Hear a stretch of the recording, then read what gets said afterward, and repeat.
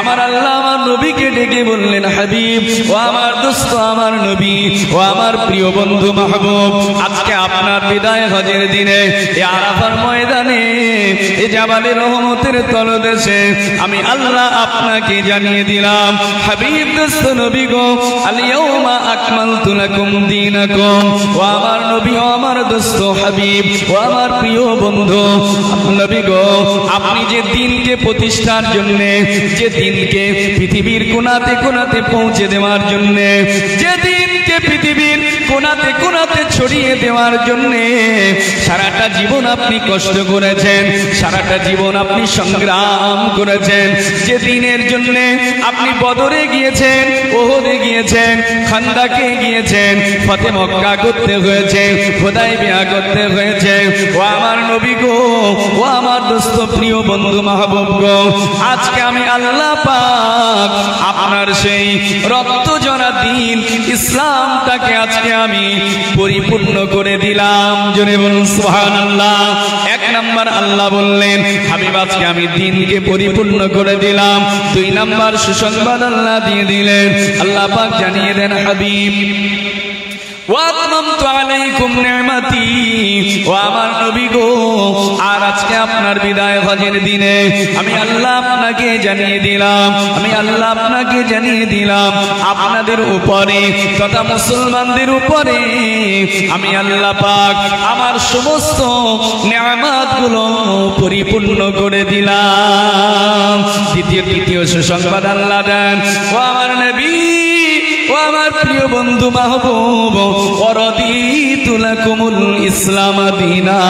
ও আমার নবী গো, আর আপনি যেদিন ইসলামকে প্রতিষ্ঠার জন্য মক্কার কুফারে কুরাইশদের দ্বারা অত্যাচারিত হয়েছেন, আপনি তয়েফে রক্তাক্ত হয়েছেন, আপনাকে মক্কা ছেড়ে হিজরত করে মদিনাতে চলে যেতে হয়েছে, ও আমার নবী গো, আজকে আমি আল্লাহ পাক আপনার সেই রক্ত ঝরা দ্বীন ইসলামটাকে পৃথিবীর আর সব ধর্মকে বাদ করে দিয়ে, সমস্ত ধর্মকে আমি বাতিল করে দিয়ে, ইহুদি ধর্ম, খ্রিস্টান ধর্ম, বৌদ্ধ ধর্ম, জৈন ধর্ম, সব ধর্মকে বাতিল করে দিয়ে আমি আল্লাহ পাক আজকে আমার পছন্দের ধর্ম হিসাবে আপনার রক্ত ঝরা দ্বীন ইসলামটাকে আমার মনোনীত ধর্ম হিসাবে কবুল করে নিলাম। জেনে বলবেন না সুবহানাল্লাহ। কটা সুসংবাদ আয়াতে? তিনটে। এক, আল্লাহ বললেন, হাবিব আজকে আমি দ্বীন পরিপূর্ণ করে দিলাম। দ্বিতীয়, হাবিব মুসলমানদের উপরে আমি নিয়ামত পরিপূর্ণ করলাম। তিন, আল্লাহ বললেন, হাবিব আজকে আমি সব ধর্মকে বাদ দিয়ে আমার মনোনীত ধর্ম করে দিলাম। তাহলে এই তিনটি সুসংবাদ এই আয়াতে কারিমার মধ্যে। এখন যে আয়াতের ভিতরে এই তিনটি সুসংবাদ মুসলমানদের জন্য দিয়েছে, ঠিক এই আয়াতে কারিমাটি আল্লাহ রাসূলের সাহাবী, কি নাম বলেছিলাম মনে আছে নাম? হযরত আব্দুল্লাহ বিন আব্বাস রাদিয়াল্লাহু আনহু, তিনি এই আয়াতটি তেলাওয়াত করলেন। হুজুর আব্দুল্লাহ বিন আব্বাস, রাবি আম্মার বিন আম্মার বলেন, আব্দুল্লাহ বিন আব্বাস যেই আয়াতে কারিমাটি তেলাওয়াত করেছে ওই সময় পাশে ছিলেন একজন ইহুদি। হাদিস বলছি, ওয়া ইনদাহু ইয়াহুদিয়ুন। এই সময় আব্দুল্লাহ বিন আব্বাসের পাশে ছিল একজন ইহুদি। ইহুদি তো আয়াতটা বুঝতে পেরেছে, উনি তো আরবি আয়াত শুনেই বুঝতে পেরেছে যে এই আয়াতের মধ্যে আল্লাহ মুসলমানদের জন্য তিনটে সুসংবাদ দিয়েছে। আয়াতটি যেই শুনেছে আব্দুল্লাহ বিন আব্বাসের মুখে থেকে, ইহুদি এবারে রাসূলুল্লাহ সাহাবীকে ডেকে কি বলছে দেখেন। সাহাবীকে ডেকে বলছে, ও আব্দুল্লাহ বিন আব্বাস, আপনি যে আয়াতটা তেলাওয়াত করলেন, ওই আয়াতে কারিমাটা যদি লাউ উনজিলাত হাযিহি আলাইনা, ওই আয়াতটা যদি আমাদের উপরে নাজিল হতো, অর্থাৎ আল্লাহ যদি ওটা মুসলমানদের ব্যাপারে না নাজিল করে আমরা ইহুদি আমাদের ব্যাপারে যদি আল্লাহ নাজিল করতেন তাহলে আমরা কি করতাম? যদি আল্লাহ বলতেন ইহুদি ধর্মকে পরিপূর্ণ করে দিলাম, ইহুদিদের উপরে নিয়ামত পরিপূর্ণ করলাম, আর ইহুদি ধর্মটাকে আমার মনোনীত ধর্ম করলাম, আল্লাহ যদি এই কথা বলতেন তাহলে আমরা কি করতাম জানেন? লাআত্তাখাযনা ইয়াওমাহা ঈদা, ওই আয়াতটা যেদিনে নাজিল হয়েছিল আয়াত নাজিলের দিনটাকে আমরা ঈদ হিসাবে পালন করতাম। ইহুদি বলছে, ইহুদি যেই কথাটি বলেছে, এবারে জবাব আব্দুল্লাহ বিন আব্বাসের জবাব, যিনি বলছে দুই ঈদের বাইরে ঈদ নাই, তানার জবাব দিয়েছে আব্দুল্লাহ বিন আব্বাস। উনি কি বলছে? আমার ভাই জানেরা, ও মুসলমানের ছেলেরা, ও নওজোয়ান তরুণেরা, আল্লাহ নবীর সাহাবী হযরত আব্দুল্লাহ বিন আব্বাসকে ইহুদি বললেন, ও আব্দুল্লাহ বিন আব্বাস, ওই আয়াতে কারিমাটা যদি আল্লাহ পাক আপনাদের ব্যাপারে না নাজিল করে আমরা ইহুদি আমাদের ব্যাপারে যদি আল্লাহ নাজিল করতেন তাহলে আমরা কোরআন নাজিলের দিনটাকে ঈদ হিসাবে পালন করতাম। ও ভাইরা আমার, এই সময় আব্দুল্লাহ বিন আব্বাস জবাব দিয়ে দিলেন, ও ইহুদি শোনো শোনো, এই আয়াত যদি আপনাদের ব্যাপারে নাজিল হতো আপনারা ওই দিনে একটা ঈদ করতেন, একটা ঈদ করতেন। তবে শুনে রেখে দেন, এই আয়াত যেদিনে আমাদের উপরে নাজিল হয়েছে ওদিনে আমাদের জন্য একটা ঈদ ছিল না, একটা ঈদ ছিল না, বরং আব্দুল্লাহ বিন আব্বাস বললেন, ইন্নাহা নাযালাত ফি ইয়াউমি ঈদিন ফি ইয়াউমি জুমাতিন ওয়া ইয়াউমি আরাফাতা। ও ইহুদি শোনো শোনো, এই আয়াত যেদিনে আমাদের উপরে নাজিল হয়েছিল ওই দিনে আমাদের জন্য আল্লাহর পক্ষ থেকে দুটো ঈদ হয়ে গিয়েছে। সেই দুটো ঈদ কি? হুজুর বলেন, এক নাম্বার আয়াত যেদিনে নাজিল হয়েছিল ওই দিনটা ছিল ইয়াউমে জুমআ, জুমার দিন। জুমার দিন আমরা মুসলমানেরা আমাদের জন্য জুমার দিনটা হলো ঈদের দিন। দ্বিতীয় আয়াত যেদিনে নাজিল হয়েছিল ওই দিনটা ছিল আরাফার দিন, ইয়াউমে আরাফা। আমরা মুসলমানেরা আমাদের জন্য আরাফার দিনটাও হলো ঈদের দিন। তাহলে হুজুর বলছে দুই ঈদের বাইরে আছে। কি কি? জুমার দিন, আরাফার দিন। এক হুজুর বলছে দুই ঈদের বাইরে ঈদ নাই। আর ১৫০০ বছর আগে আব্দুল্লাহ বিন আব্বাস হুজুরের কাছে দুই ঈদের বাইরে ঈদ ছিল। কি সেটা? জুমার দিন, আরাফার দিন। তাহলে আব্দুল্লাহ বিন আব্বাস হুজুরের আকীদা অনুযায়ী জুমার দিন যদি ঈদের দিন হয়, শুধু জুমার দিন হিসাবে সারা বছরে মুসলমানের জন্য কটা ঈদ? 52টা। জুমার দিন যদি ঈদের দিন হয়, জুমার দিন হিসাবে মুসলমানের জন্য দুই ঈদের বাইরে আরো 52টা ঈদ। আরাফার দিন ঈদের দিন হলে আর একটা প্লাস করে দিলে হবে কটা? 53টা। তাহলে একটি হাদিস থেকে আমরা পেলাম দুই ঈদের বাইরে আছে আরো 53টা ঈদ। অতএব দুই ঈদে সীমাবদ্ধ নয়, আরো অসংখ্য ঈদ আছে। এখন এই হাদিস, এটা তো হাসান পর্যায়ের একটা সহিহ হাদিস। এই হাদিস যখনই কাউকে বলা হবে তিনি তো অস্বীকার করতে পারবেন না যে জুমার দিন ঈদের দিন, তিনি অস্বীকার করতে পারবেন না আরাফার দিন ঈদের দিন, তাকে মানতে বাধ্য হতে হবে। এই মর্মে যেহেতু বুখারীতেও হাদিস আছে, অতএব জুমার দিন ঈদের দিন, আরাফার দিন ঈদের দিন, এটা মানতে বাধ্য হবে। তখন তিনি বলবেন, ঠিক আছে মেনে নিলাম, জুমার দিনটা ঈদের দিন, আরাফার দিন ঈদের দিন, কিন্তু তোমরা যে আজকে ঈদটা পালন করছো এই ঈদটা কোন ঈদ? আমরা আজকে যে ঈদটা করছি এই ঈদের নাম কি? ঈদে মিলাদুন নবী। এখন এই ঈদটা কি কোরআন হাদিসে আছে?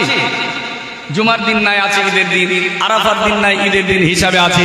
কিন্তু ঈদে মিলাদুন নবী এটা ঈদ কি? এই ঈদটা কি কোরআন হাদিসে আছে?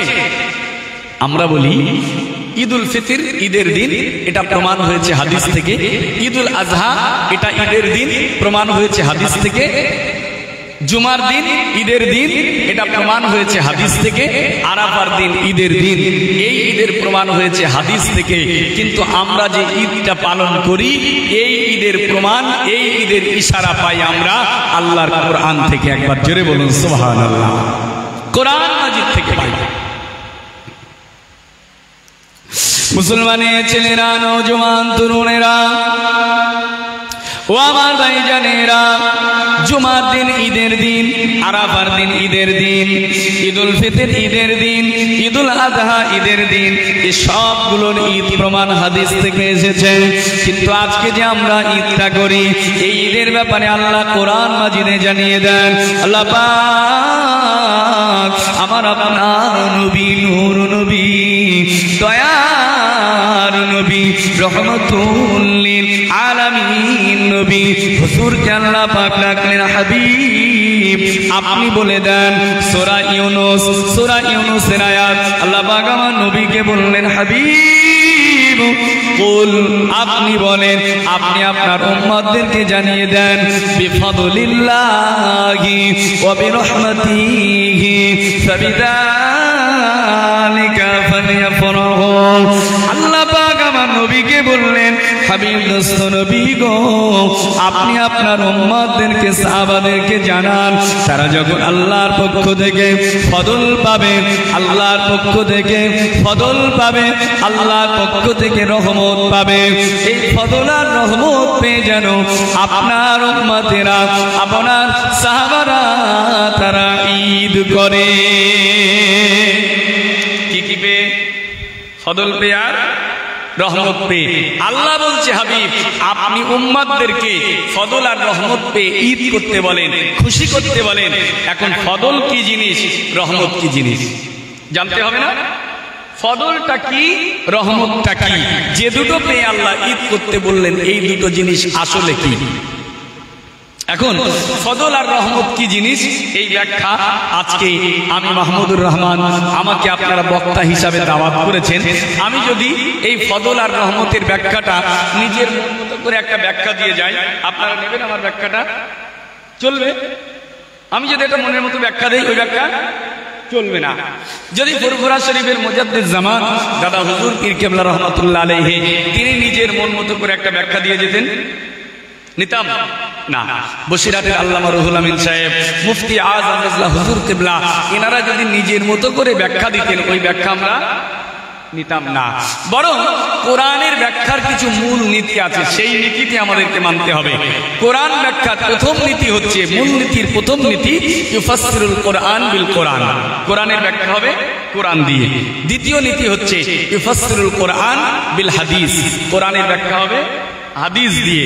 তৃতীয় মূলনীতি, যদি কোরআন এবং হাদিসে কোরআনের ব্যাখ্যা না পাওয়া যায়, তাহলে তৃতীয় নীতি হচ্ছে ফাসসিরুল কোরআন বিআকওয়ালি উলামা, উলামাদের কওল অনুযায়ী।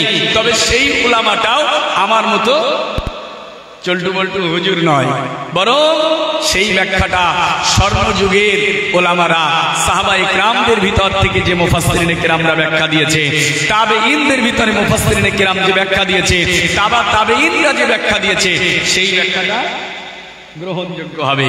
এখন এই আয়াতের ব্যাখ্যায় মুফাসসিরিনে কেরাম কি বলেন দেখেন। এই আয়াতের ব্যাখ্যায় ফজল আর রহমত কি, জগৎ বিখ্যাত তাফসীরের কিতাব তাফসীর রুহুল মাআনির ভিতরে ইমাম মাহমুদ আলুসি এই আয়াতের ব্যাখ্যা দিয়েছে। কি ব্যাখ্যা লিখেছে? হযরত ইমাম মাহমুদ আলুসি পৃথিবী বিখ্যাত একজন মুফাসসির, হানাফি মাযহাবের টপ র্যাঙ্কের একজন মুফাসসির। হযরত ইমামে মাহমুদ আলুসি রাহমাতুল্লাহ আলাইহি এই আয়াতের ব্যাখ্যা করতে গিয়ে হুজুর লেখেন, আল্লাহ পাক যে ফজল পেয়ে আর রহমত পেয়ে ঈদ করতে বলেছে, ওই ফজল কি রহমত কি? হুজুর লেখেন, আন্নাল ফাদলা আল ইলমু ওয়ার রাহমাতা মুহাম্মাদুন সাল্লাল্লাহু আলাইহি ওয়াসাল্লাম।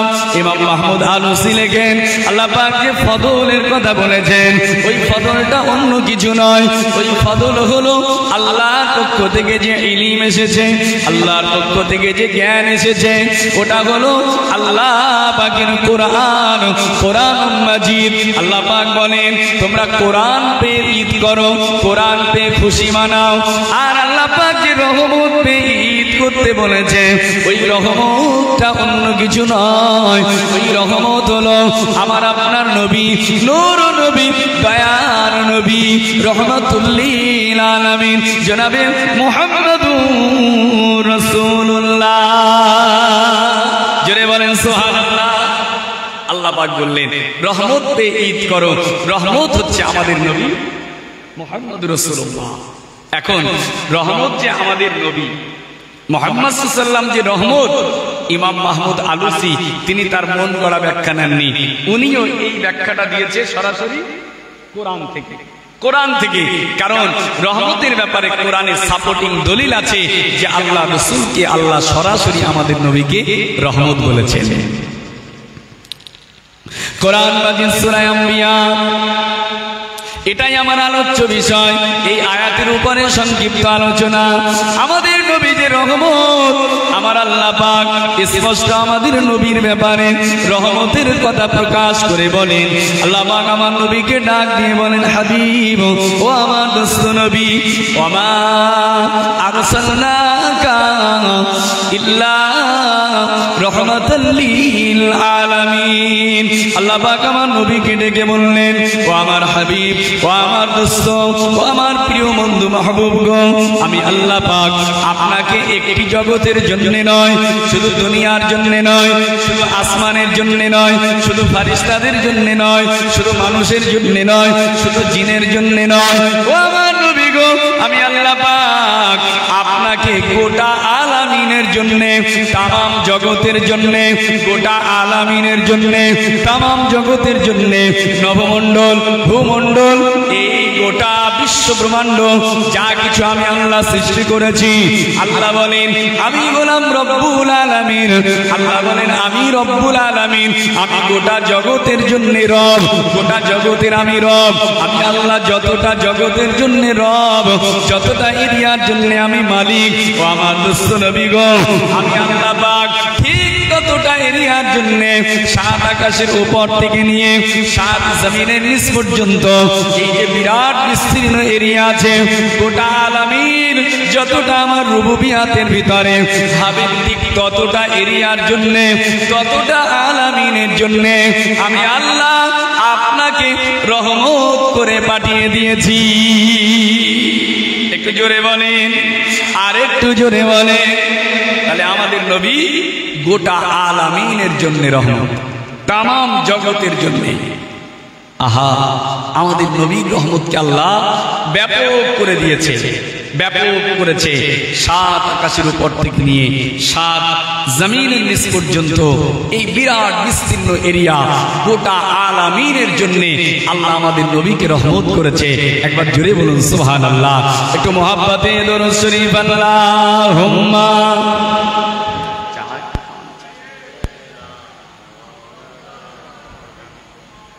ওয়া আলা আলিহি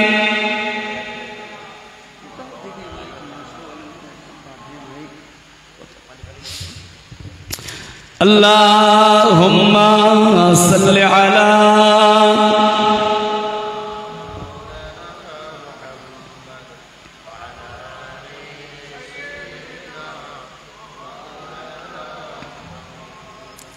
প্রিয় নবী এলো, আধার ঘুচে গেল, প্রিয় নবী এলো, আধার ঘুচে গেল, তাওহীদ বাণী মুখে নবীর হাতেতে কুরআন, তাওহীদ বাণী মুখে নবীর হাতেতে কুরআন।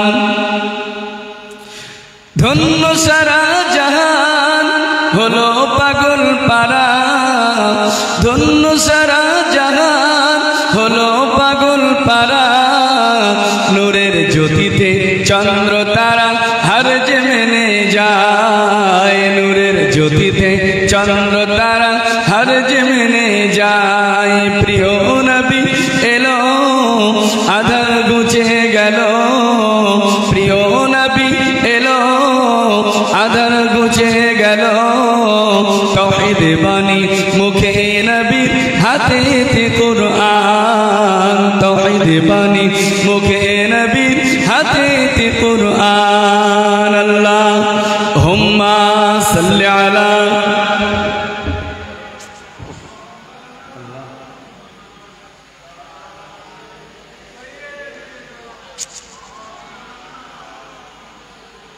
আমার ভাইরা, অনেকটা অস্বস্তি হচ্ছে, হাওয়া পাখার হাওয়াটা আসছে না, মাইক একেবারে উপযুক্ত নয়, গলা উপযুক্ত হচ্ছে না।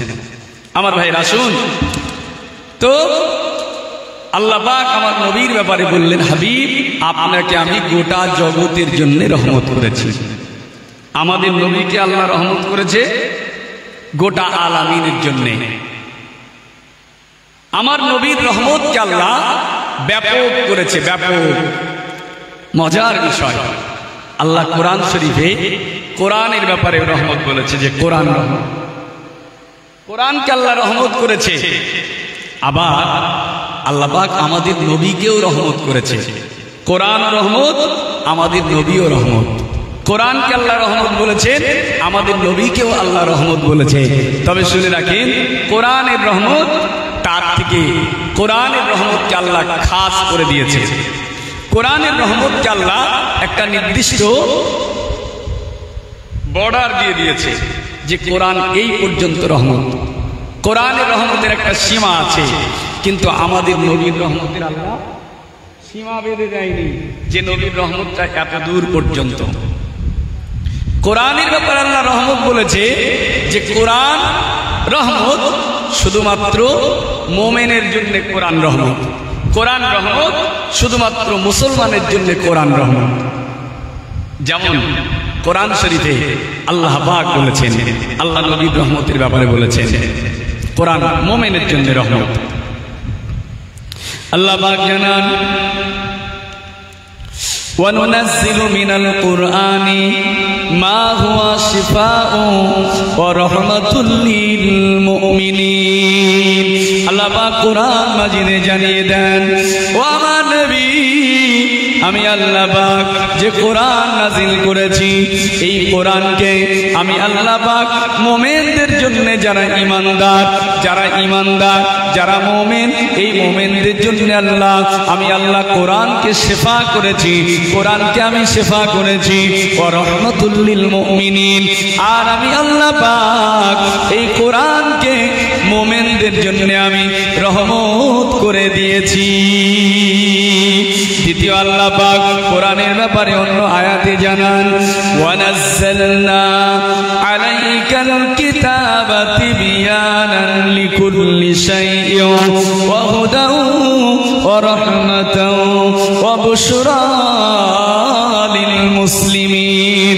আল্লাহ পাক আয়াতে জানান, হাবিব আমি আল্লাহ পাক আপনার উপরে যে কোরআন নাজিল করেছি, এই কোরআনটাকে আমি যারা মুসলমান ওই মুসলমানদের জন্য আমি কোরআনকে রহমত করে দিয়েছি।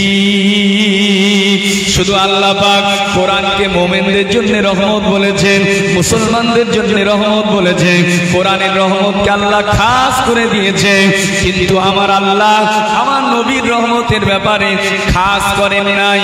আমার নবী শুধু মুমিনের জন্য নয়, শুধু মুসলমানের জন্য নয়, বরং আমার আল্লাহ আমার নবীর ব্যাপারে জানিয়ে দেন, হাবিব আমি আল্লাহ শুধু আপনাকে মুমিনের জন্য নয়, মুসলমানের জন্য নয়, শুধু আপনার ফেরেশতার জন্য নয়, শুধু জিনের জন্য নয়, শুধু মানুষের জন্য নয়, বরং আমি আল্লাহ পাক আসমানের উপরে যা আছে, জমিনের নিচে যা আছে, মানবকুল, দানবকুল, ফেরেশতাকুল, শুধু মুমিন মুসলমান নয়, বরং এই পৃথিবীতে যত মাখলুকাত আছে, হতে পারে সে ইহুদি, খ্রিস্টান, যে কোনো ধর্মের, যে কোনো বর্ণের, যে কোনো শ্রেণীর মানুষ, আমি আল্লাহ পাক আপনাকে গোটা মাখলুকাতের জন্য, তামাম জগতে যা কিছু আছে সব কিছুর জন্য আপনাকে আমি রহমত করে পাঠিয়েছি।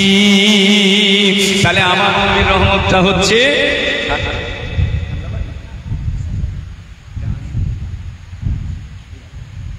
আল্লাহ পাক গোটা আলামিনে যা কিছু আছে সব কিছুর জন্য রহমত করেছে।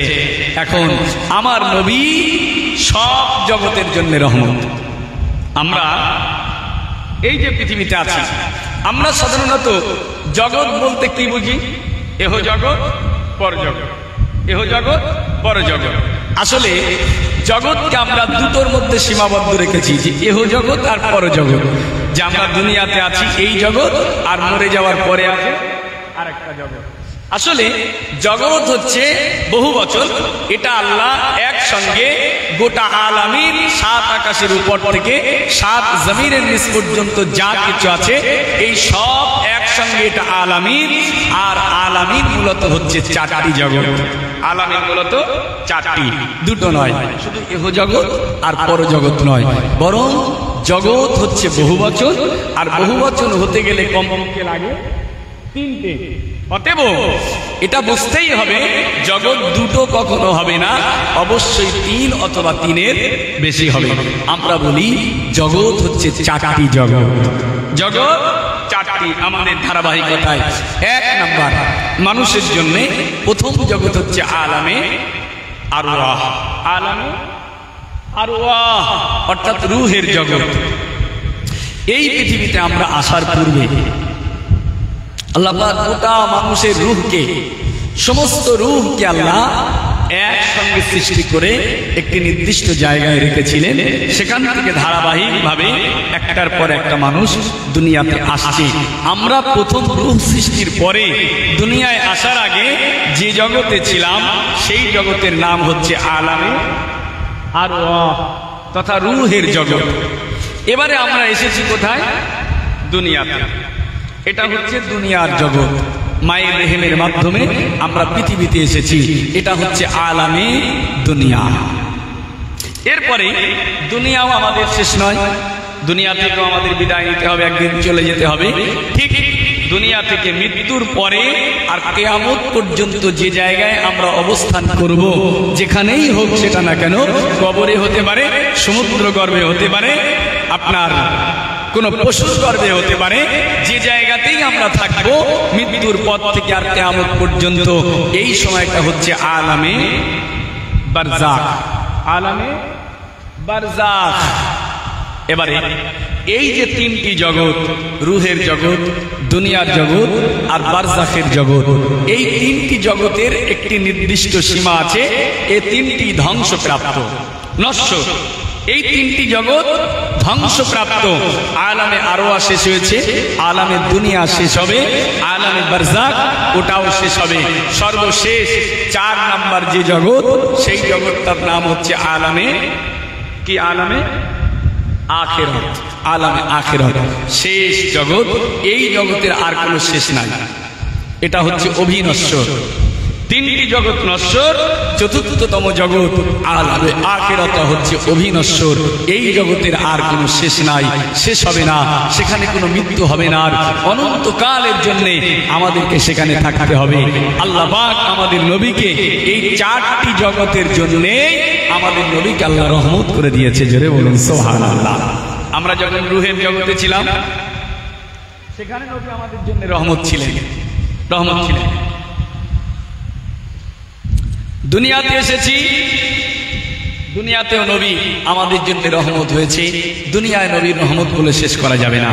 আবার আমরা কবরে যাব, কবরে গিয়েও নবী আমাদের জন্য রহমত হবে। কিয়ামতের ময়দানে সেখানেও নবী আমাদের জন্য রহমত হবে। বলুন সুবহানাল্লাহ। আলামে আরওয়াহ রূহের জগতে নবী আমাদের জন্য নয়, গোটা মাখলুকাতের জন্য, তামাম নবীদের জন্য, তামাম নবীদের জন্যও আল্লাহ রাসূল আলামে আরওয়াতে রহমত ছিলেন। বলুন সুবহানাল্লাহ। কেমন রহমত? আলামে আরওয়াতে আল্লাহ সমস্ত রূহকে একসঙ্গে সৃষ্টি করে, একসঙ্গে পয়দা করে আল্লাহ সমস্ত রূহকে একটা প্রশ্ন করেছিল, একটা সওয়াল করেছিলেন, হে রূহের জগতের রূহরা বলো, হে রূহের জগতের রূহরা বলো, আজকে আমি আল্লাহ তোমাদেরকে একটা প্রশ্ন করছি, বলো, জবাব দাও। হে রূহের জগতের রূহরা, আলাস্তু বিরব্বিকুম, আমি কি তোমাদের রব না? রূহের জগতের সমস্ত রূহরা নিস্তব্ধ হয়েছিল, কেউ কোনো জবাব দিতে পারেনি। আল্লাহর প্রশ্নের কি জবাব দেবে তারা খুঁজে পায়নি। সেই সময় সকলের পক্ষ থেকে সর্বপ্রথম আমাদের নবী আল্লাহর সামনে জবাব দিয়েছিলেন, বালা, হ্যাঁ হে রব্বুল আলামিন, আপনি হলেন আমাদের রব। জোরে বলুন সুবহানাল্লাহ। আল্লাহ নবী, আমার দয়ার নবী, আলামে আরওয়াতে রূহের জগতে যখনই তিনি জবাব দিলেন, আল্লাহ আপনি আমাদের রব, এই জবাবটা শুনে নিয়ে আদম থেকে ঈসা নবী পর্যন্ত যত নবী রাসূল পয়গম্বর এসেছিলেন, সমস্ত নবী রাসূল পয়গম্বরেরা তারা আমার নবীর মুখে থেকে জবাবটা শিখে নিয়ে আমার নবীর মতো করে তারাও জবাব দিয়েছিলেন, হা বালা ও রব্বুল আলামিন, আল্লাহ পাক আপনি হলেন আমাদের রব। জোরে বলুন সুবহানাল্লাহ। যত ওলিরা এসেছিলেন ওই রূহের জগতে, আব্দুল কাদের জিলানী থেকে আজ পর্যন্ত যত পীর ওলি আউলিয়া এসেছে, সমস্ত ওলি আউলিয়ারা সেখানে ছিল, তারাও জবাব দিতে পারেনি। আমার নবীর মুখে থেকে জবাব শুনে তারাও জবাব দিয়েছিল, আল্লাহ আপনি হলেন আমাদের রব। আমাদের মতোই মুমিনরা, ছোটখাটো ইমানদারেরা, আমরাও সেদিনে আমার নবীর জবাব শুনে আমরাও জবাব দিয়েছিলাম, বালা, হা রব্বুল আলামিন, আপনি হলেন আমাদের রব। আল্লাহ পাকের সামনে সেদিনে আল্লাহর প্রশ্নের জবাবটা আমাদেরকে শিখিয়ে দিয়ে রূহের জগতে নবী আমাদের জন্য রহমত ছিলেন। ও ভাইজানেরা, এবারে দুনিয়ার জগতে আল্লাহর নবী, দয়া নবী পৃথিবীর জগতে এসে আল্লাহ নবী রহমত দেখিয়েছে। দুনিয়ায় নবীর রহমত বলে শেষ করা যাবে না। আমার নবী এই দুনিয়াতে সকলের জন্য রহমত হয়েছিলেন, পশু পক্ষীর জন্য রহমত হয়েছিলেন, গাছ গাছালির জন্য রহমত হয়েছিলেন, কাফের মুশরিকের জন্য রহমত হয়েছিলেন, তামাম উম্মতের জন্য দুনিয়ার জমিনে নবী রহমত ছিলেন। নবীর রহমতের, দুনিয়ার রহমতের কথা বলে শেষ করা যাবে না। ও ভাইজানেরা, তৃতীয় নাম্বার যে জগৎ, সেই জগৎ হলো আলামে বারজাখ, কবরের জিন্দেগি। হাদিস সাক্ষী দেয়, কোরআন সাক্ষী দেয়, আল্লাহ নবী আমাদের জন্য কবরের জগতেও আমাদের জন্য রহমত হয়ে যাবে। কবরেও নবী আমাদের রহমত হবে। আমরা চলে যাব কবরে, সেখানেও নবী আমাদের জন্য রহমত, কবরেও নবী আমাদের জন্য রহমত। এখন কবরে নবী রহমত হবে। এখন রহমত হতে গেলে, কেউ কাউকে দয়া করতে গেলে সেই ব্যক্তিটার আগে তো শক্তি থাকতে হবে নাকি, ক্ষমতা থাকতে হবে তো। আচ্ছা বলেন, আমাদের নবীর এখন কি ক্ষমতা আছে? তিনি তো মরে গেছে, নবীজি মারা গেছে না? এই সর্বনাশ করেছে, মারা যায়নি তাহলে কেন? আপনাকে অনেকজন বলবে যে নবী মারা গেছে, একথা বলে না? না, যারা বলে তারা নবীর সামনে চরম বেয়াদবি করে, গুস্তাখি করে। আমাদের নবী হুজুরকে মরা বলা যাবে না, বরং আমাদের নবী হচ্ছে হায়াতুন নবী। জোরে বলুন সুবহানাল্লাহ। এটা আমাদের আকীদা, আহলে সুন্নাত ওয়াল জামাতের আকীদাই হচ্ছে নবীগণেরা জীবিত, নবীরা জীবিত। আহলে সুন্নাত ওয়াল জামাতের আকীদা, আল আমবিয়া ওয়া আলাইহিমুস সালাম আহইয়াউন ফি কুবুরিহিম ওয়া নাবিয়ুনা মুহাম্মাদুন সাল্লাল্লাহু আলাইহি ওয়াসাল্লাম হাইয়ুন ফি রাউজাতিহিশ শরীফা মদিনাতুল মুনাওয়ারা। আহলে সুন্নাত ওয়াল জামাতের আকীদা হলো আদম থেকে ঈসা পর্যন্ত সমস্ত নবী আলাইহিমুস সালামরা নিজ নিজ কবরের ভিতরে জীবিত। একবার জোরে বলুন সুবহানাল্লাহ। আর আমাদের নবী মুহাম্মদুর রাসূলুল্লাহ, তিনিও মদিনার রওজা শরীফের মধ্যে জীবিত। একবার জোরে বলুন সুবহানাল্লাহ। এটা আমাদের আকীদা। কিন্তু আর এক হুজুর বলবে না, নবীকে হায়াতুন নবী বলা যাবে না। আমি এটা বলে থাকি, কোন বক্তা এক সময় বলেছিল যে যে নবী জীবিত নবী, যে নবী হায়াতুন নবী, ওই নবীটা আমাদের নবী না। যে নবী হায়াতুন নবী, ও নবীটা আমি তালাক দিয়েছি, ওটা তোমাদের নবী। বুঝতে পারছেন? সেও বক্তা, সেও আলেম, সেও হুজুর। আচ্ছা বলেন, কেউ যদি নবীর শানে এইভাবে কথা বলে, সেই ব্যক্তিটার ঈমান থাকে বলে মনে হয়? ঈমান থাকে না, তার ঈমান নষ্ট হয়ে যায়। তার দাবি নবীকে হায়াতুন নবী, জিন্দা নবী বলা যাবে না। আমরা বলি হ্যাঁ নবীর মৃত্যু হয়েছে, সমস্ত রূহকে মৃত্যুর স্বাদ আস্বাদন করতে হবে, সেই অর্থে নবীকেও আল্লাহ মৃত্যুর স্বাদ চাখিয়েছে, কিন্তু তারপরে আল্লাহ আমাদের নবীকে আবার হায়াত দিয়ে সশরীরে মদিনার রওজা শরীফের মধ্যে জীবিত হালাতেই রেখে দিয়েছে। জোরে বলুন সুবহানাল্লাহ। নবী জীবিত, এখন শুধু জীবিত নয়, আমাদের নবী রওজা শরীফে সশরীরে জীবিত। বলুন সুবহানাল্লাহ। আচ্ছা, নবীগণেরা জীবিত থাকবে না, এটা কি করে হয়? কোরআন মাজিদে আল্লাহ এক শ্রেণীর মানুষের ব্যাপারে বলেছেন যে তারা কবরের মধ্যে জীবিত। এক শ্রেণীর মানুষ, খুব ভালো করে বুঝবেন। এই পৃথিবীতে আমাদের আকীদা ইমাম আযম লিখেছেন, আফদালুন নাসি বা'দাল আমবিয়া আলাইহিমুস সালাম আবু বকর সিদ্দিক, সুম্মা উমর, সুম্মা উসমান, সুম্মা আলী। ইমাম আযম আমাদের আকীদা হচ্ছে নবীগণের পরে মর্যাদার দিক থেকে সর্বশ্রেষ্ঠ হচ্ছে এক নাম্বার হযরত আবু বকর সিদ্দিক, তারপরে হযরত ওমর ফারুক, তারপরে হযরত উসমান গনি, তারপরে হযরত আলী রাদিয়াল্লাহু আনহুম আজমাইন। নবীদের পরে এই চারজনের মর্যাদা। এরপরে আরেক শ্রেণীর মানুষের মর্যাদা আছে, তারা হচ্ছে শহীদগণ। তারা শহাদায়ে কিরাম, শহীদ। শহীদ আল্লাহ পাক এই শহীদদের ব্যাপারে কোরআন শরীফের মধ্যে বলেছে যে শহাদায়ে কিরামরা যারা শহীদ হয়েছে তারা কবরের মধ্যে মরা নয়, তাদেরকে মরা বলা যাবে না, তাদেরকে জীবিতই বলতে হবে। বলুন সুবহানাল্লাহ। আল্লাহ পাক কোরআন মাজিদ সূরাতুল বাকারা শরীফের ভিতরে শহীদদের জীবিত হওয়ার ব্যাপারে আমার আল্লাহ জানিয়ে দেন। ইমানদারদেরকে ডেকে, মোমেনদেরকে ডেকে আল্লাহ বলেন, হে ইমানদারগণেরা, হে মোমেনগণেরা, লা তাকুলু লিমান ইউকতালু ফি সাবিলিল্লাহি আমওয়াত বাল আহইয়াউ ওয়ালাকিন লা তাশউরুন। ও ভাইজানেরা, আল্লাহ পাক ইমানদারদেরকে ডাক দিয়ে বলেন, হে ইমানদারগণেরা, হে মোমেনগণেরা, কখনোই যেন তোমরা যারা দ্বীনের খাতে, ইসলামের খাতে, কাফেরদের হাতে যারা নিজেদের জান কুরবান করে দিয়ে শহীদ হয়ে গিয়েছে, শহীদ হয়ে গিয়েছে, ওই শহীদদেরকে যেন তোমরা কখনো মরা বলবে না, তাদেরকে মরা বলবে না। আমি আল্লাহ জানিয়ে দিলাম, বাল আহইয়া, বরং ওই শহীদগণেরা তারা জীবিত, জীবিত, জীবিত।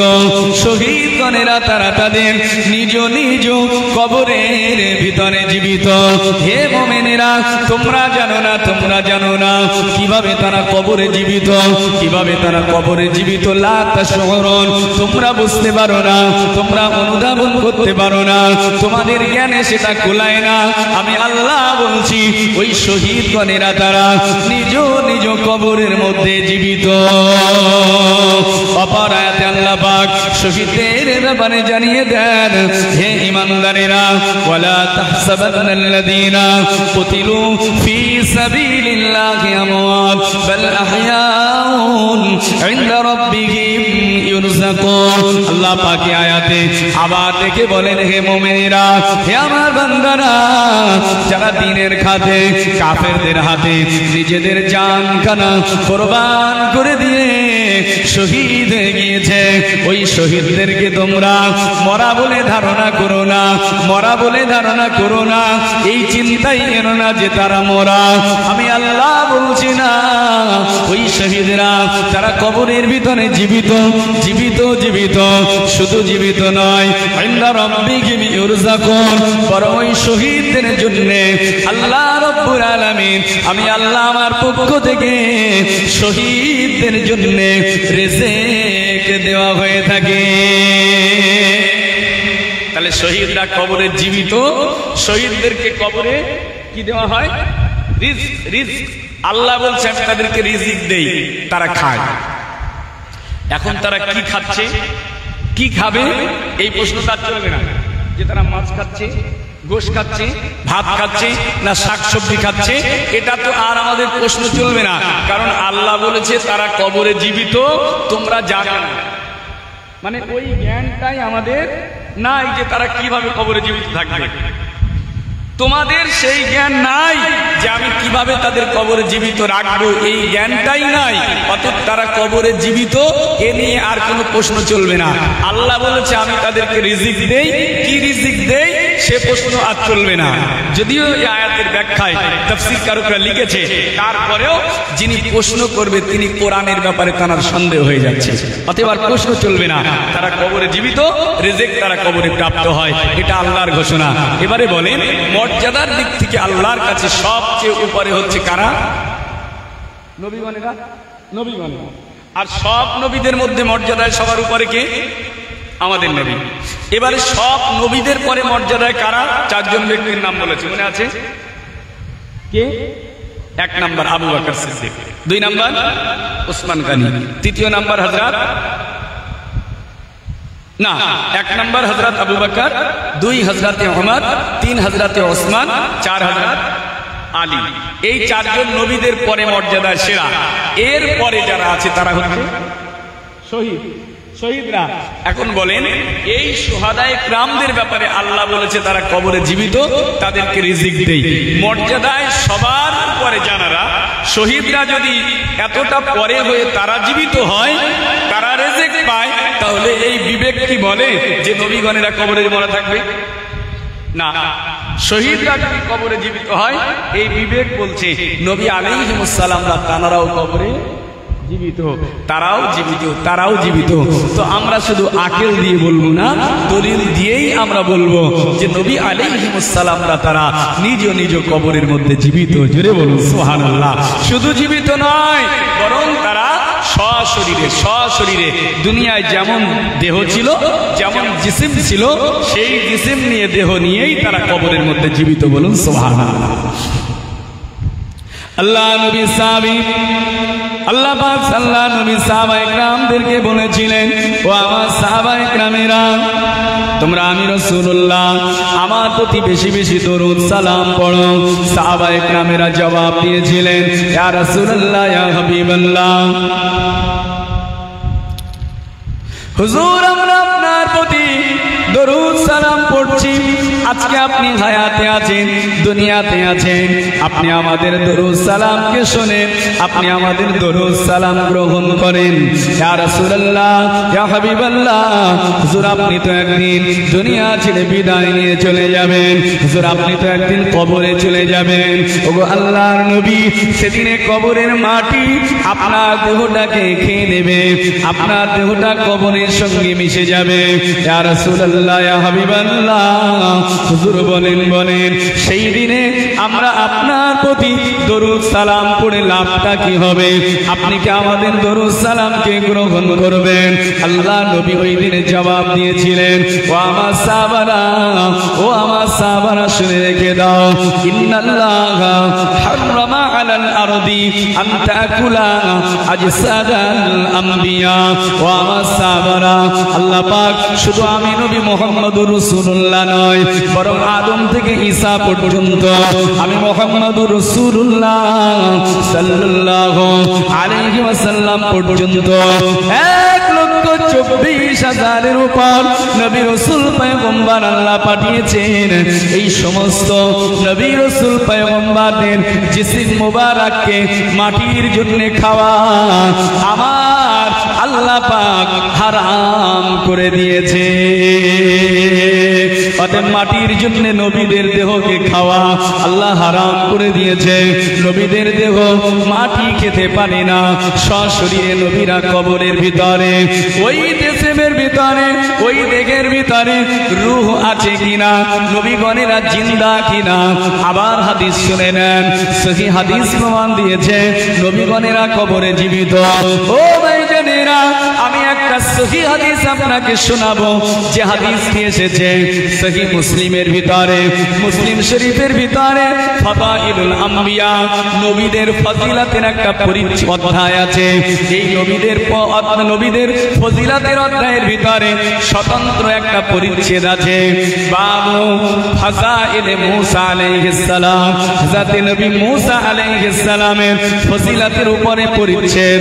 এই পরিচ্ছেদে হাদিস এসেছে হযরত নবী মূসা আলাইহিস সালামের মর্যাদা বর্ণনা করতে গিয়ে আল্লাহ নবী বলেছেন, আল্লাহ নবী বলেন, আল্লাহ পাক আমি রাসূলুল্লাহ আমাকে যে রাতে মেরাজ দিয়েছিলেন, ও ভাইজানেরা, এই পৃথিবীতে সব নবীগণেরা তারা আল্লাহর দিদার পাওয়ার জন্য, আল্লাহর লিকা পাওয়ার জন্য, আল্লাহর সাক্ষাৎ পাওয়ার জন্য নবীগণেরা আল্লাহর কাছে অনুনয় বিনয় করেছিলেন, কিন্তু কোন নবীর নসিবে তা জোটেনি। কেউ তারা আল্লাহ পাকের দিদার পায়নি। হযরত নবী মূসা আল্লাহর কাছে বারবার অনুনয় বিনয় করেছিলেন, আল্লাহ একটা বার আপনাকে দেখতে চাই, একটা বার আপনার দিদার দেন। আল্লাহ বলে, মূসা পারবে না, লান তারানি, কখনোই তা হবে না, কখনোই তা হবে না। মূসা নবী বারবার যখন অনুনয় বিনয় করলো, আল্লাহ পাক মূসাকে ডাকলেন, হে মূসা, যদি আমার দিদার পেতে চাও তুর পাহাড়ে চলে এসো। হযরত নবী মূসা ছুটলেন, আল্লাহকে দেখার জন্য ছুটলেন, তুর পাহাড়ে চলে গেলেন, তুর পাহাড়ে উঠলেন। আমার ভাইজানেরা, কিন্তু আল্লাহ পাকে 70,000 নূরের পর্দার ভিতর থেকে একটা পর্দা উন্মোচন করার সাথে সাথে হযরত নবী মূসা আল্লাহর নূরের তাজাল্লি সহ্য করতে না পেরে নবী মূসা বেহুশ হয়ে গেল, পাহাড়ের উপরে পড়ে গেল। আল্লাহর দিদার হলো না, কিন্তু আমাদের নবীর দিদার চাইতে হয়নি। আমার আল্লাহ নিজ ইচ্ছাতে আমার নবীকে আমার আল্লাহ তার নিজের ইচ্ছাতে দিদার দিয়েছিলেন। আল্লাহ পাক আমার নবীকে মেরাজ দেওয়ার জন্য তার নিজের পক্ষ থেকে আমার নবীর ঘরে বাহন পাঠিয়েছিলেন, বাহন পাঠিয়েছিলেন।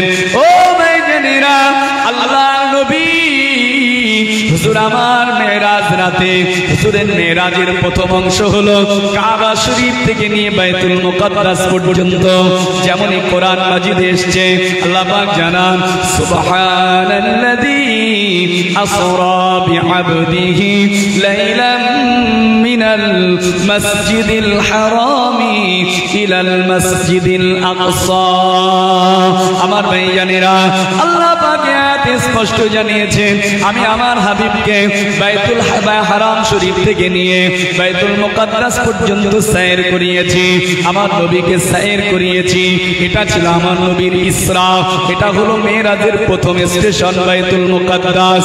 আল্লাহ নবী ওই রাতে কাবা শরীফ থেকে নিয়ে যখন বাইতুল মুকাদ্দাসের দিকে যাচ্ছিলেন, হাদিস সাক্ষী দেয়, সহিহ মুসলিমের হাদিস, আল্লাহ নবী আমার জানান, মারারতু আলা মূসা লাইলাতা উসরিয়া বি ইনদাল কাসিবিল আহমার ওয়া হুয়া কাইমুন ইউসাল্লি ফি কবরিহি। আল্লাহ নবী বলেন, আমি রাসূলুল্লাহ আমার এই মেরাজ রাতে যখন আমি কাবা শরীফ থেকে নিয়ে আপনার বাইতুল মুকাদ্দাসের দিকে যাচ্ছিলাম, বাইতুল মুকাদ্দাসের পথে যখন রওনা হলাম, এই বাইতুল মুকাদ্দাস পর্যন্ত যেতে আল্লাহ নবী অনেক অলৌকিক ঘটনা দেখেছেন, অনেক ঘটনার সম্মুখীন হয়েছেন। তার মধ্যে একটি হলো, নবী বলেন, আমি যখন বাইতুল মুকাদ্দাসের দিকে যাচ্ছিলাম, মারারতু আলা মূসা লাইলাতা উসরিয়া বি ইনদাল কাসিবিল আহমার ওয়া হুয়া কাইমুন ইউসাল্লি ফি কবরিহি।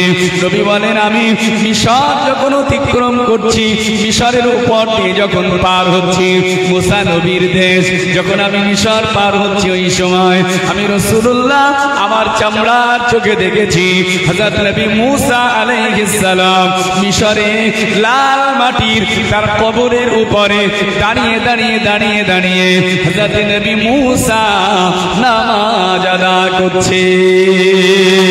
আর একটু জোরে বলেন সুবহানাল্লাহ। নামাজ পড়ছে কে? মূসা নবী।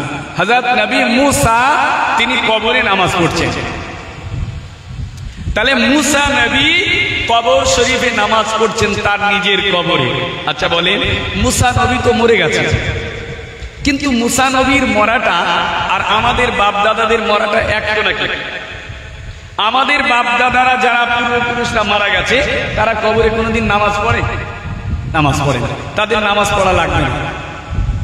কিন্তু নবীগণেরা কবরে নামাজ পড়ে, এটা হাদিস। ইউসাল্লুন, তারা জীবিত কবরে আবার কবরে তারা নামাজ পড়ে। তো রাসূলুল্লাহ বলছে আমার মেরাজ রাতে আমার স্বচক্ষে দেখেছি মুসা নবী কবরের মধ্যে নামাজ পড়ছে। তাহলে মুসা নবী কবরে নামাজ পড়ছে মানে নিশ্চিতভাবে মুসা নবী মরা না, মুসা নবী মৃত্যুর পরে আবার কবরে জীবিত আছে, সেই জন্যই মুসা নবী কবরে নামাজ পড়ছে। জোরে বলুন সুবহানাল্লাহ। তাহলে মুসা নবী কবরে জীবিত। মুসা নবীরও যিনি নবী, সব নবীর যিনি ইমাম মুহাম্মদুর রাসূলুল্লাহ, মুসা নবী যদি কবরে জীবিত থাকে, আমাদের নবী কবরে মরা। মুসা নবীর মতো নবী কবরে জীবিত, আমাদের নবী কবরে মৃত না।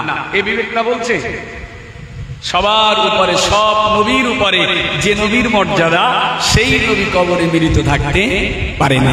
সব নবী কবরে জীবিত, মুসা নবী কবরে জীবিত, আমাদের নবী নিশ্চিতভাবে কবরে জীবিত। জোরে বলুন সুবহানাল্লাহ। আমাদের নবী জীবিত। এ ব্যাপারে একটা হাদিস আপনাদেরকে শুনিয়ে আমি এই পর্বটা শেষ করব। আমাদের নবী কবরে জীবিত, কবর থেকে নবী আমাদের এখনো রহমত, নবী কবর থেকে এখনো আমাদের জন্য রহমত। সুনান বাজ্জানের হাদিস, আল্লাহ নবী দয়ার নবী তিনি যে কবরের ভিতরে জীবিত, মদিনার রওজা শরীফে জীবিত, কবর শরীফ থেকে আমাদের জন্য নবী রহমত প্রমাণ আমার নবী নিজেই দিয়ে গিয়েছে। সুনান বাজ্জারের হাদিস, আল্লাহ নবী সাহাবায়ে কেরামকে ডাকলেন, ও আমার সাহাবারা, ও আমার সাহাবারা, শুনে রেখে দেন, জেনে রেখে দেন, হায়াতি খায়রুল লাকুম ওয়া ওয়াফাতি খায়রুল লাকুম। ও আমার সাহাবারা, আমি রাসূলুল্লাহ আজকে হায়াতি জিন্দেগিতে আছি, আমি রাসূলুল্লাহ আজকে দুনিয়াতে আছি। সাহাবারা, আমার হায়াতি জিন্দেগিটা তোমাদের জন্য ভালো। আবার নবী বললেন, সাহাবারা, ওয়া ওয়াফাতি খায়রুল লাকুম, শুধু আমার হায়াত নয়, আমি রাসূলুল্লাহ একদিন দুনিয়া ছেড়ে চলে যাব, দুনিয়া ছেড়ে বিদায় নেব, আমার ওয়াফাতটাও তোমাদের জন্য ভালো। জোরে বলুন সুবহানাল্লাহ। হুজুর বলছে আমার হায়াতও ভালো, আমার ওয়াফাতও ভালো। আরে নবীর হায়াত তো ভালো, এটা ঠিক, কিন্তু ওয়াফাতটা আবার কিভাবে ভালো? ওয়াফাতটা কেন ভালো হবে? নবী আজকে যদি দুনিয়াতে থাকতেন, নবী যদি আজকে দুনিয়াতে থাকতেন, এই পাগল উম্মতেরা আজকে এখনো শুধু রাসূলুল্লাহর রওজাতে একটু সালাম দেওয়ার জন্য লক্ষ লক্ষ টাকা খরচ করে মক্কা মদিনায় যায় না? যায়। আজকে যদি নবী দুনিয়াতে থাকতেন, হয়তো এই উম্মতের অনেক আশিক উম্মত সব কিছু ছেড়ে দিয়ে আমার রাসূলুল্লাহর কদমে গিয়েই পড়ে থাকতেন, তাই তো? তাহলে নবীর হায়াত, রাসূল বলছে আমার হায়াত ভালো, এটা তো ভালো, কিন্তু ওয়াফাতটা কেন ভালো? ওয়াফাতটাও কি ভালো? আল্লাহ নবী নিজেই জবাব দিলেন, হ্যাঁ আমার হায়াতটা ভালো, এই জন্যে ভালো। ও আমার সাহাবারা, তোমরা আমার সাথে কথা বলো, আমি রাসূলুল্লাহ তোমাদের সাথে কথা বলি, এই জন্যে আমার ওয়াফাতটা, আমার হায়াতটা তোমাদের জন্যে ভালো, আমার ওয়াফাতটাও ভালো। আমার ইন্তেকালের পরে আমি কবরে চলে যাব, আমার ওয়াফাত হয়ে যাবে। সাহাবারা, এটাও তোমাদের জন্যে ভালো, এই জন্যে ভালো। সাহাবায়ে কেরামেরা ও আমার আগত দিনের উম্মত উম্মতিরা শুনে রেখে দেন, আমি রাসূলুল্লাহ আমার ওয়াফাতের পরে, আমার ইন্তেকালের পরে তুরাদু আলাইয়া আমালুকুম। ও সাহাবারা, এই পৃথিবীতে তোমরা যে আমল করবে, আমার সাহাবারা যে সমস্ত আমল করবে, ভালো কাজ করবে, মন্দ কাজ করবে, নেক কাজ করবে আর গুনার কাজ করবে, যত কাজ আমার উম্মতেরা দুনিয়ার জমিনে করবে, আমি রাসূলুল্লাহ মদিনার রওজা শরীফে, আমার কবর শরীফে আমার উম্মতের আমলগুলোকে দেখানো হবে। ও সাহাবারা, আমি রাসূলুল্লাহ আমার ওয়াফাতের পরে তোমাদের আমলগুলো দেখব। ইদা রাআইতুমিল খাইরিন ফাহামিদুল্লাহি আলাইহি।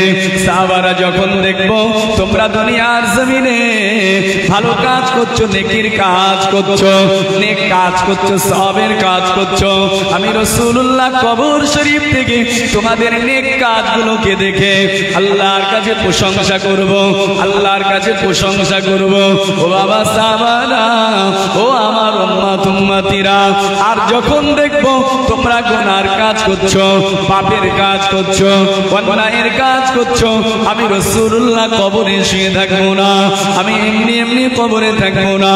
ও উম্মতিরা, আমি রাসূলুল্লাহ তোমাদের নেক কাজগুলো দেখে, তোমাদের ভালো কাজ দেখে, সবে আপনার কিনা তোমাদের গুনার কাজ দেখে, পাপের কাজ দেখে, অন্যায়ের কাজ দেখে আমি রাসূলুল্লাহ মদিনার রওজা শরীফ থেকে তোমাদের জন্য ক্ষমা চাইতে থাকবো। রাসূলুল্লাহ বলছে আমার ওফাতের পরে তোমাদের নেক কাজ দেখে আল্লাহর প্রশংসা করব, তোমাদের গুনাহ দেখে আমি আল্লাহর কাছে ক্ষমা চাইব, ক্ষমা। আচ্ছা, যে নবী আজকে কবরে শুয়ে উম্মতের নেক কাজ নিয়ে আল্লাহর কাছে প্রশংসা করে, উম্মতের গুনাহ দেখে আল্লাহর কাছে ক্ষমা চায়, সেই নবী কবরে মরে গেছে তো নাকি? না, নবী কবরে জীবিত আছেই বলে এখনো উম্মতের নেক কাজ দেখে আল্লাহর প্রশংসা করে, আর গুনার কাজ দেখে আমাদের জন্য আল্লাহর কাছে ক্ষমা চায়। তো নবী আমাদের জন্য এখনো কবর থেকে ক্ষমা চায়, সেই জন্য আমাদের রাসূল আজও আমাদের জন্য মদিনার রওজা শরীফ থেকে রহমত। একবার জোরে বলুন সুবহানাল্লাহ। তো আমাদের নবী আলামে আরওয়া রূহের জগতে রহমত ছিলেন, দুনিয়াতে রহমত ছিলেন, আজও নবী কবর থেকে আমাদের জন্য রহমত। আবার আমরা দুনিয়া ছেড়ে চলে যাব না? চলে যাব, কবরে যাব, কবরেও একটা নির্দিষ্ট সময় থাকবো, তারপরে আমরা যাব কোথায়? কিয়ামতের ময়দানে। আমাদের নবী কবরের জগতেও আমাদের জন্য রহমত হবে, হায়াতুন নবী। আবার আমাদের জন্য সবচেয়ে বড় রহমত যিনি হবেন, সবচেয়ে বড় রহমত যেটা হবে সেটা হচ্ছে শেষ জগৎ আলামে আখিরাত। আখিরাতের জগতে আমাদের নবী আমাদের জন্য হবে সবচেয়ে বড় রহমত। জোরে বলুন সুবহানাল্লাহ। সবচেয়ে বড় রহমত হবে কিয়ামতের দিনে, যে জগতে আর কোনো শেষ নেই, যে জগতের আর কোনো শেষ নেই, ধ্বংস নেই, সেই জগতে নবী আমাদের জন্য রহমত, সেই জগতে নবী আমাদের জন্য রহমত কিয়ামতের ময়দানে। আর সেই রহমতের নাম, কিয়ামতের দিনে আমাদের জন্য যে রহমতটা নবী দেবে, সেই রহমতের নাম কি বলেন দিন?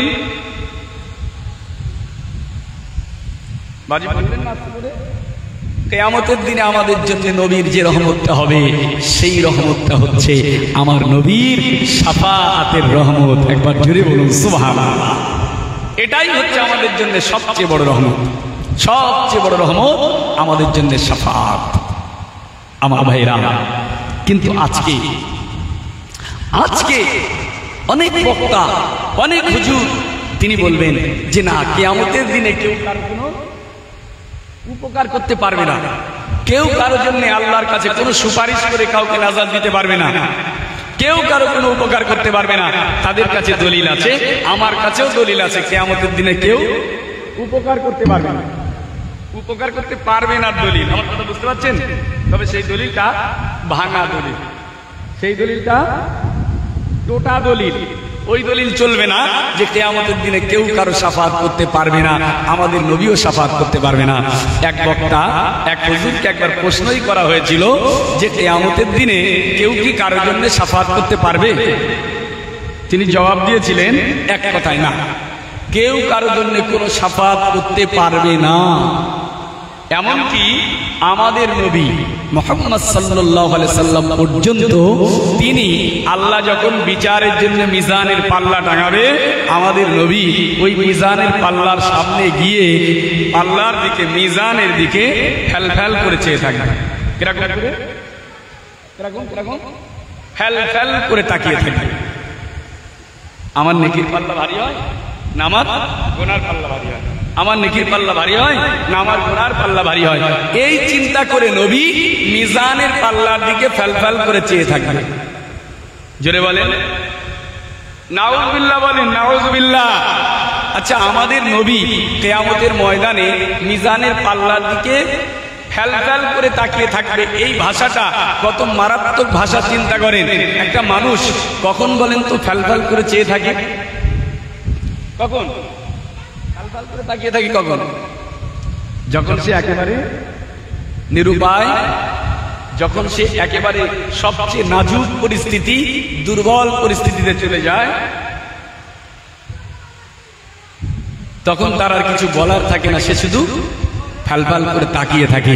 ঠিক আমার নবীর ব্যাপারে যদি এই শব্দ কোনো বক্তা কোনো হুজুর ব্যবহার করে, তাহলে সেই মুহূর্তে তার ঈমান থাকে বলে মনে হয় না, ঈমান থাকে না।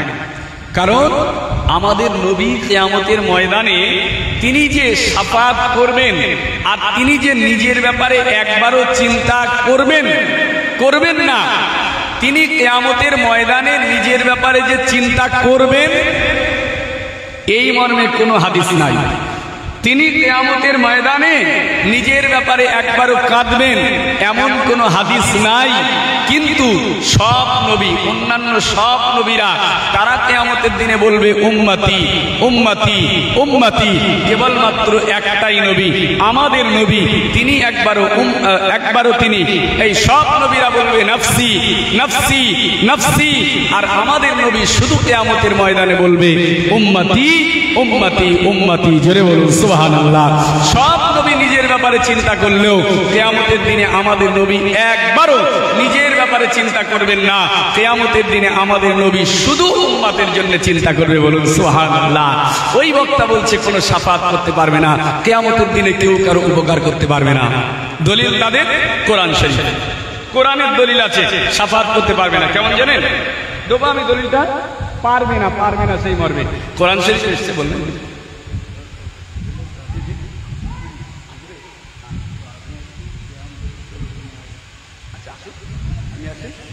ঠিক আছে, নিয়ে আসেন হুজুরকে নিয়ে আসেন আমার ভাইরা। আসুন তো রাসূলুল্লাহ সাল্লাল্লাহু আলাইহি ওয়াসাল্লাম কিয়ামতের দিনে তিনি একবার দরুদ শরীফ পড়েন, আল্লাহুম্মা। আচ্ছা আমি সব রেসিং করে দেবো তো, আর হুজুর পরে এগুলো করবেন।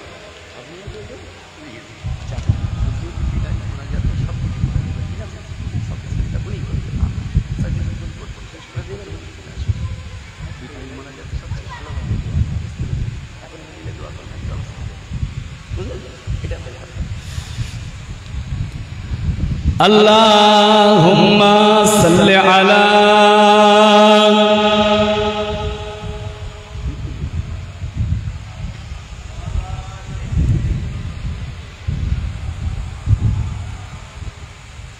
আমার ভাইজানেরা, আল্লাহ নবী কিয়ামতের দিনে শাফাত করতে পারবেন না, এই মর্মে তাদের কথা। লা তানফাউশ শাফাআ, কোরআন মাজিদ সূরা তাহার ভিতরে এসেছে কিয়ামতের দিনে কেউ কোনো শাফাত করতে পারবে না। এটা হলো সূরা তাহার আয়াত। তবে এই আয়াত দিয়ে দলিল চলবে না, কারণ এই আয়াতের পরে আরো অংশ আছে, যে অংশে আল্লাহ বলেছেন অবশ্যই শাফাত হবে।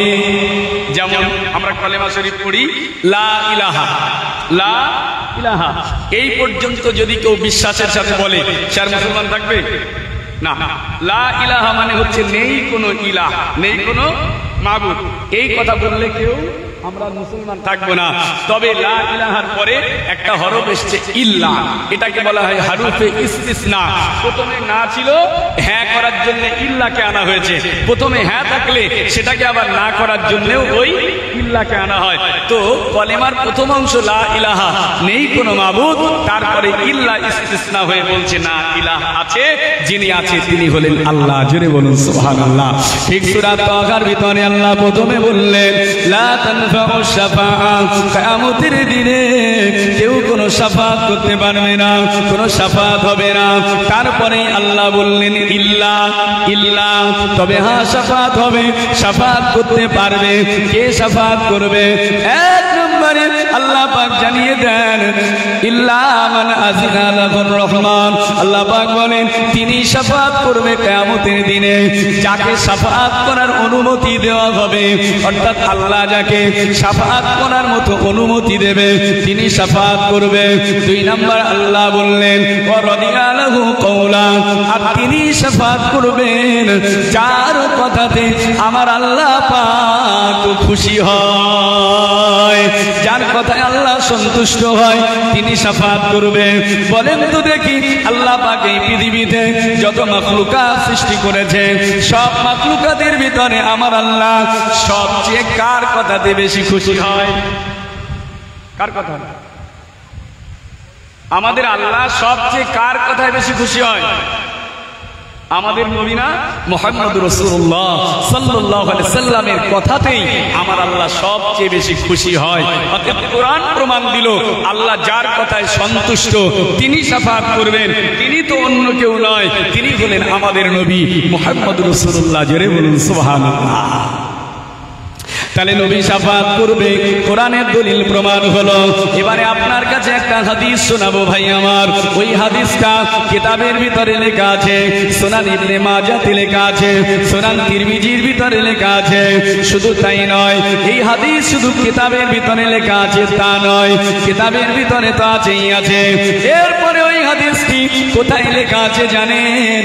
মদিনার মসজিদ নববী শরীফ, আমার নবী যে মসজিদটা নিজে হাতে তৈরি করেছিলেন, ওই মসজিদে নববী শরীফের কিছুটা অংশ জায়গা আছে, কিছুটা জায়গা আছে। ওই জায়গাটা হলো এই পৃথিবীর জমিনে একেবারে একটি বেহেশতের টুকরা। সেই জায়গা কোনটি? রাসূলুল্লাহ হাদিসে জানিয়ে দিয়েছে। আল্লাহ নবী বলেন, মা বাইনা বাইতি ওয়া মিম্বারি রাউদাতুম মির রিয়াদিল জান্নাহ। আল্লাহ নবী বলেন, আমার ঘর, আমার এই বাড়ি থেকে নিয়ে আর আমার মেম্বার পর্যন্ত, অর্থাৎ আজকের দিনে রাসূলুল্লাহ যে জায়গায় শুয়ে আছে মদিনার রওজা শরীফ, ওটাই ছিল রাসূলুল্লাহর বাড়ি। নবী বললেন, আমার এই ঘর থেকে নিয়ে আর আমার মেম্বার পর্যন্ত ১৫০০ বছর আগে নবী আমার যে জায়গায় দাঁড়িয়ে খুতবা দিতেন, ওই খুতবা দেওয়ার জায়গা মেম্বার শরীফ। এই জায়গার ভিতরে যে জায়গাটুকু আছে, আল্লাহ নবী বলেন, এই জায়গাটা হলো দুনিয়ার জমিনে বেহেশতের একটি টুকরা। ঠিক ওই বেহেশতের টুকরা রিয়াদুল জান্নাহ শরীফ হাদিস সাহেবরা দেখেছে, রিয়াদুল জান্নাহ 2 রাকাত নামাজ পড়ার জন্য চটপট চটপট করে হুজ্জাজ কিরামরা ঠিক ওই রিয়াদুল জান্নাহর সামনে কিবলার দিকে, যে দিক থেকে আল্লাহ নবীর মাজারে সালাম দেওয়ার জন্য আসতে হয়, ঠিক ওই পথে আসতে বাম দিকে পর পর 4টা ছোট ছোট গেট পড়ে। ছোট ছোট ছোট ছোট গেট করা আছে, প্রত্যেকটা গেটে এক একটা রাসূলুল্লাহর হাদিস লেখা আছে, কোন গেটে কোরআন মাজিদের আয়াত লেখা আছে। ও ভাইজানেরা, একেবারে আমার নবী যে জায়গাটায় শুয়ে আছে, ওই জায়গায় পর পর কোরআন মাজিদের 2টি আয়াত লেখা আছে। আর এই 4টি গেটে আল্লাহ নবীর হাদিস মোবারক লেখা আছে। শুনে রেখে দেন, ওই রওজা শরীফ রিয়াদুল জান্নাহ বেহেশতের টুকরার সামনের একটি গেটে একটা হাদিস লেখা আছে। ওই হাদিসটা সুনান তিরমিজির কিতাবে লেখা আছে, সুনান ইবনে মাজার পাতাতেও লেখা আছে। আবার ওই জায়গায় ওই গেটে দুনিয়ার কোনো কালি দিয়ে নয়, দুনিয়ার কোনো কালি দিয়ে নয়, সাধারণ কালো কোনো কালি নয়, বরং ওই লেখাটা সরাসরি লক্ষ লক্ষ টাকার সোনা দিয়ে, সোনার অক্ষরে আল্লাহ নবী ওই হাদিসটা লেখা আছে। ১৫০০ বছর আগে নবী আমার জানিয়ে দিয়েছেন, শাফাআতি লি আহলিল কাবাইর মিন উম্মতি। আল্লাহ নবী বলেন, কিয়ামতের ময়দানে আমি শাফাআত করব, শুধু আমার ছোট ছোট গুনাহগার নয়, ছোট ছোট গুনাহগার উম্মতি নয়, বরং নবী আমার জানান, কিয়ামতের ময়দানে আমার এমন বড় বড় গুনাহগার উম্মতি হাজির হবে, যাদের জীবনে শুধু গুনাহ, শুধু গুনাহ, শুধু গুনার গুনাহ, পাপ আর পাপ। এইরকম বড় বড় গুনাহগার উম্মতিদের জন্য কিয়ামতের ময়দানে আমি রাসূলুল্লাহ শাফাআত করব। আর একটু জোরে বলেন সুবহানাল্লাহ। আমার নবী শাফাআত করার জন্য দুনিয়াতে ভেবে গিয়েছে যে আমার উম্মতকে বাঁচাতে হবে, সেই জন্য নবীজি দুনিয়া ত্যাগ করেছে, দুনিয়া ছেড়েছে। দুনিয়ার কিছু চাইনি, টাকা পয়সা, ধন দৌলত, অর্থ ঐশ্বর্য কিছুই চাইনি। আল্লাহ নবী শুধু আমাদের চিন্তা করেছে, আমার উম্মতকে বাঁচাতে হবে, উম্মতকে বাঁচাতে হবে। তাই আল্লাহ পাক এই পৃথিবীতে সব নবী যত নবী রাসূল এসেছে সমস্ত নবী রাসূলকে আল্লাহ পাক একটা করে মুস্তাজাব দোয়া দিয়েছিল, কবুলকৃত দোয়া, যে ওই দোয়াটা চাইলে ফেরত হবে না। আল্লাহ সব নবীকে বলেছিলেন, নবীরা তোমাদের জন্য এই দোয়াটা দিলাম, এই দোয়াটা চাইলেই আমি আল্লাহ কবুল করে নেব। জোরে বলুন সুবহানাল্লাহ। সব নবীর জন্য ছিল, আদম থেকে ঈসা আমাদের নবী, প্রত্যেক নবীর জন্য এই দোয়াটা ছিল। দোয়াটা চাও কবুল করব, চাইলেই কবুল হবে, ফেরত দেওয়া হবে না, ফেরত দেওয়া হবে না। ও ভাইজানেরা, হাদিসটি সুনান ইবনে মাজাতে এসেছে, সুনান তিরমিজিতে এসেছে, সহিহ বুখারীর ভিতরে এসেছে। সব নবীকে আল্লাহ পাক একটা করে মুস্তাজাব দোয়া দিয়েছিলেন। নবীগণেরা একটা করে দোয়া চেয়ে নাও, এই দোয়ায় যা চাইবে আমি আল্লাহ তাই দিয়ে দেব, কবুল করে নেব। সব নবীদের দোয়াগুলো যেই দিয়ে দিয়েছে, আল্লাহ পাক যখনই অর্ডার দিয়ে দিল, প্রত্যেক নবীরা তাড়াহুড়ো করতে লেগেছে, তাড়াতাড়ি করছে, কখন আমি দোয়াটা চাই, কখন দোয়াটা চাই। প্রত্যেক নবীরা দুনিয়াতে তাদের দোয়াটা খরচ করলো। এই দুনিয়াতে মনের মতো করে একটা করে জিনিস তারা চেয়ে নিয়েছিল। আল্লাহ আমি ওটা চাই, ও নবী বললেন এটা চাই। সুলাইমান নবী বললেন, আল্লাহ আমাকে গোটা মাখলুকাতের বাদশা করে দাও, গোটা পৃথিবীর বাদশা বানিয়ে দাও, আমাকে গোটা মাখলুকাতের ভাষা বোঝার ক্ষমতা দিয়ে দাও। আল্লাহ পাক সুলাইমান নবীর দোয়াকে কবুল করলেন। ও ভাইজানেরা, সব নবী দুনিয়াতে দোয়াটা ব্যয় করলেন। আল্লাহ নবী বললেন, লিকুল্লি নাবিয়্যিন দাওয়াতুন মুস্তাজাবাতুন ফাতাআজ্জালা কুল্লু নাবিয়্যিন দাওয়াতাহু ওয়া ইন্নী ইখতাবাতু দাওয়াতি শাফাআতান লি উম্মতি। একটু তাকবীর দেন না, নারায়ে তাকবীর, আরো জোরে নারায়ে তাকবীর, আরো জোরে নারায়ে তাকবীর।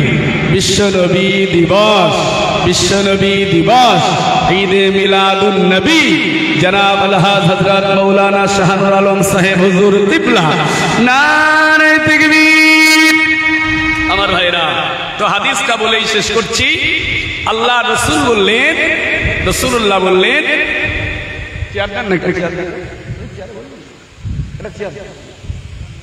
আমার ভাইরা, হাদিসটা বলেই আমি শেষ করব। হুজুর এসেছেন, আমার অত্যন্ত শ্রদ্ধেয়, আমাদের সকলার শ্রদ্ধেয়, সম্মানিত বাংলার অন্যতম শ্রেষ্ঠ আলেমে দ্বীন হুজুর, তিনি এসেছেন আপনাদের খিদমতে, তিনি তার মূল্যবান তাকরীর করবেন।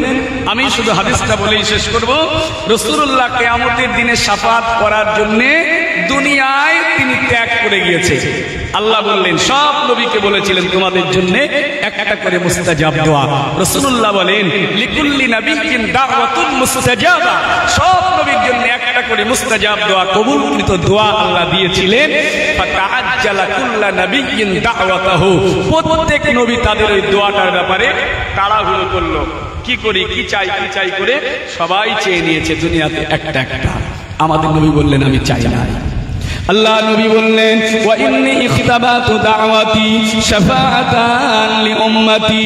আল্লাহ রাসূল বলেন, আমার সাহাবারা, আমার উম্মতিরা, আমি আমার মুস্তাজাব দোয়াটাকে খরচ করি নাই, আমি ওটাকে ব্যয় করি নাই, আমি ওটা স্থগিত রেখে দিয়েছি, আমি মুলতবি রেখেছি। কেন? না না না, কিয়ামতের ময়দানে আমার কোটি কোটি গুনাহগার উম্মতিরা তারা জাহান্নামী হয়ে যাবে, তারা দোজখী হয়ে যাবে। তাদেরকে জাহান্নামা থেকে বাঁচানোর জন্য আমি রাসূলুল্লাহ আমার মুস্তাজাব দোয়াটাকে শাফাতের জন্য রেখে দিয়েছি। আর একটু জোরে বলুন সুবহানাল্লাহ। আমার ভাইরা, মুখতাসার করছি, আরো শাফাতের আলোচনা সামনে ছিল। আমরা এই পর্যন্ত আমার মাহফিল শেষ করছি। আপনারা বসে